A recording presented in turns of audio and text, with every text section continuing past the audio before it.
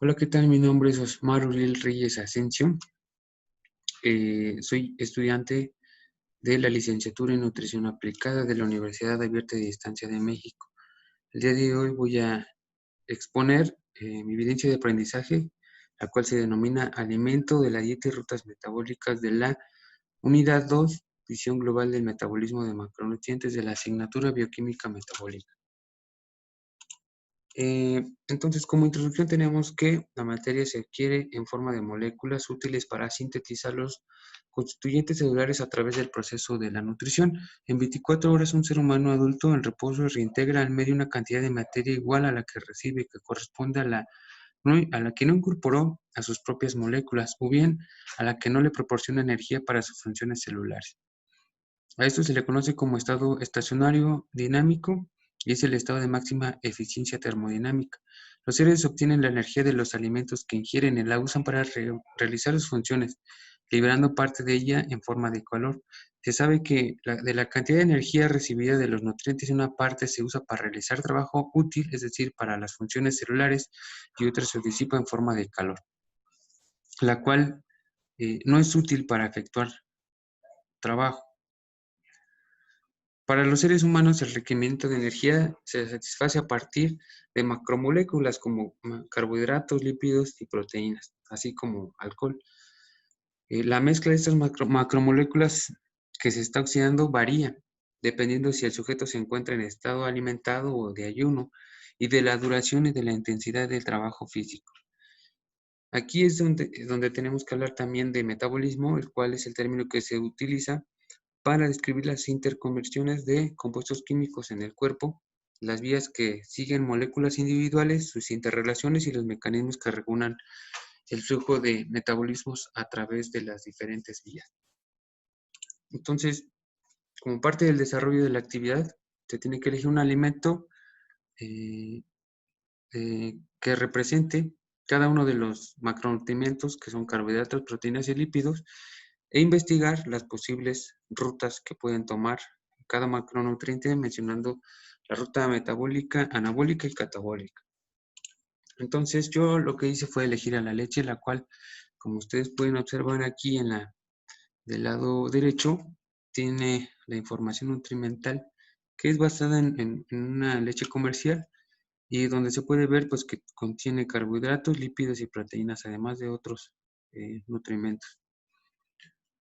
Entonces, bueno, cuando nosotros hablamos del metabolismo que llega a tener la leche cuando entra a nuestro organismo, nosotros podemos hacer mención de todas estas rutas metabólicas que ustedes observan aquí en la presentación. Y se tiene que hacer mención también que pues después de la digestión y la absorción, los nutrientes son llevados por la sangre a las células del cuerpo.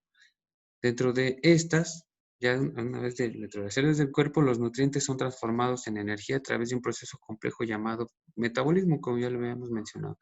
Durante el metabolismo aeróbico, es decir, en presencia de oxígeno, los nutrientes se combinan con este oxígeno dentro de cada célula. A este proceso se le conoce como oxidación.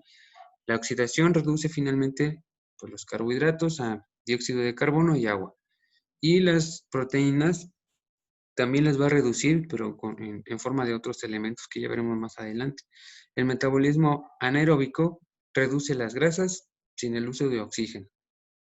A la oxidación completa de tanto de los carbohidratos, los lípidos y las proteínas suele llamarse también el ciclo de Krebs, ¿no? Ese es el punto cumbre de todas estas rutas metabólicas, ¿no?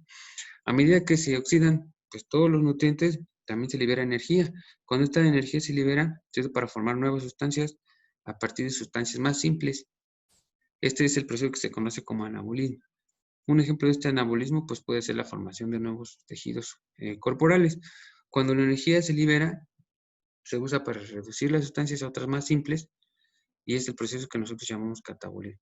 Esta formación y degradación de sustancias es un proceso continuo dentro del cuerpo y requiere un abastecimiento continuo de nutrientes. Los alimentos energéticos son los que el cuerpo puede oxidar rápidamente para liberar energía y su subproducto, que es el calor. Y los carbohidratos, las grasas y las proteínas proporcionan pues, energía al cuerpo humano, pero pues, los carbohidratos son la fuente principal. La leche pues también contiene carbohidratos, y son los nutrientes energéticos menos costosos y más abundantes. Entonces, pues los carbohidratos que va a contener la leche, pues esencialmente es lactosa, y esta glucosa que va a entrar a formar parte del ciclo de la glicólisis, esencialmente proviene pues de esta lactosa, ¿no? Se degrada por medio de otras enzimas hasta formar glucosa para poder entrar a la glicólisis y de ahí nuevamente pasar al ciclo de Krebs. Entonces, esta glucosa puede, a través de la circulación sanguínea, tener tres destinos, que es almacenarse en forma de glucógeno, convertirse en grasa y ser utilizada directamente. La formación de glucógeno tiene lugar en el hígado y en el tejido muscular.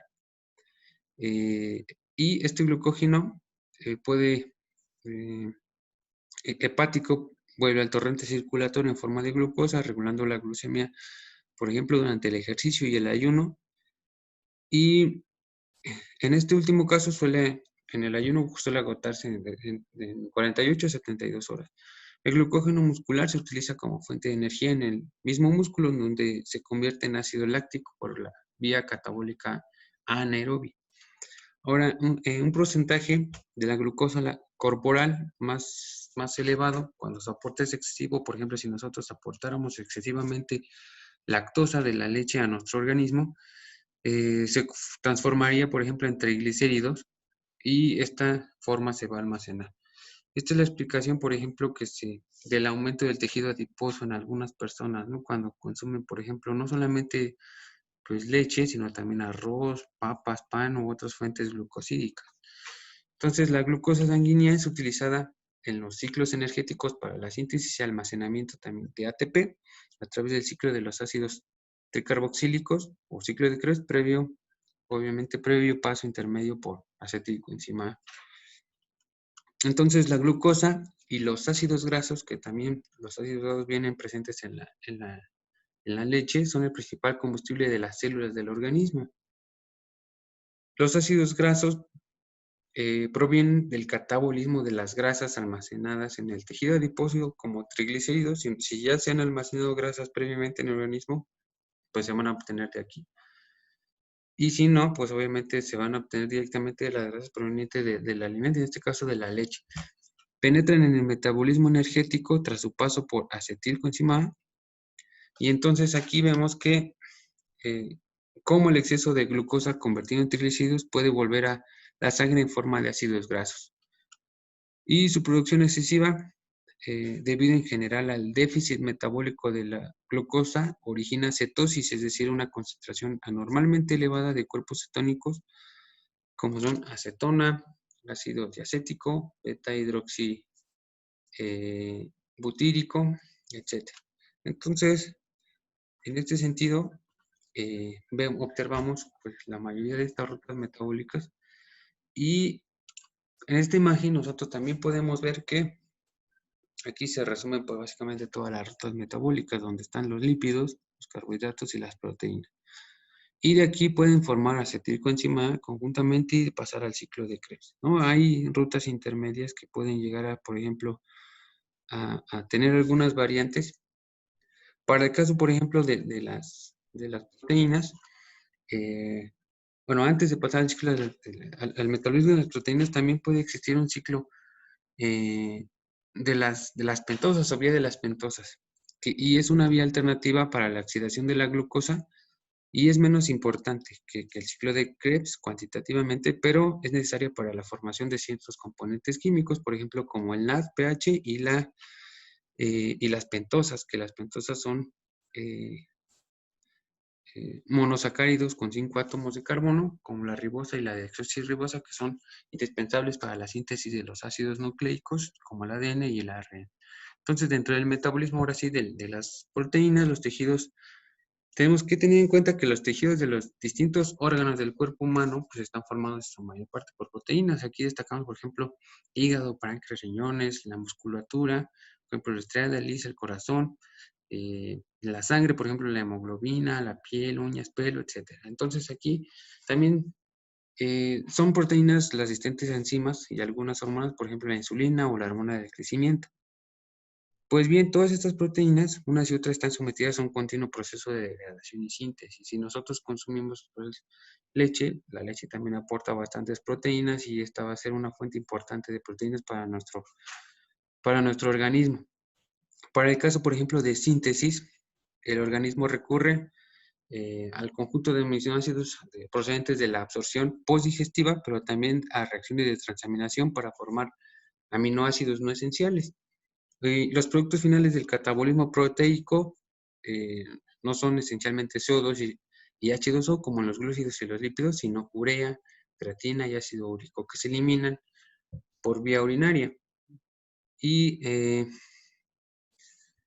pues ya se ha también considerado que los aminoácidos, tras su desaminación, puede convertirse también en glucosa, y también debe recordarse que el exceso de proteínas desemboca en acetilcoenzimada y de ahí pasa al ciclo de Krebs o a la formación de triglicéridos. O sea, las proteínas en exceso también pueden llegar a formar triglicéridos si el organismo pues no los requiere en ese momento y los guarda para posterior producción de energía. Y así, bueno, ya como conclusión, con esta actividad pues se pueden notar las diferentes rutas metabólicas involucradas tanto en el anabolismo como en el catabolismo de macronutrientes y específicamente pues, de la leche. Y con esto se denota pues cada ruta metabólica de cada nutriente depende también de un sustrato para llevarse a cabo, así como de puntos de regulación que le permiten en gran medida que cada proceso se lleve de manera adecuada. Aquí es donde se incluyen hormonas, enzimas o incluso el mismo sustrato o desechos para que esto ocurra, lo que va a promover a su vez la formación de productos finales que dará a la célula y al organismo propiedades necesarias para su funcionamiento. Entender todos estos conceptos de metabolismo, anabolismo y catabolismo y saber cuáles rutas metabólicas están involucradas en cada macronutriente, pues es de vital importancia para la formación de un nutrólogo. Pues saber cómo se lleva a cabo la absorción de nutrientes en el organismo siempre debe hacerse con enfoque microscópico, es decir, a nivel celular, ya que es aquí donde ocurre toda la bioquímica metabólica del organismo. Y conocer cada aspecto metabólico hace suponer la importancia de acertar con los planes de alimentación adecuados y estratégicos para cada persona. Aquí se muestran también las referencias bibliográficas y eso sería todo.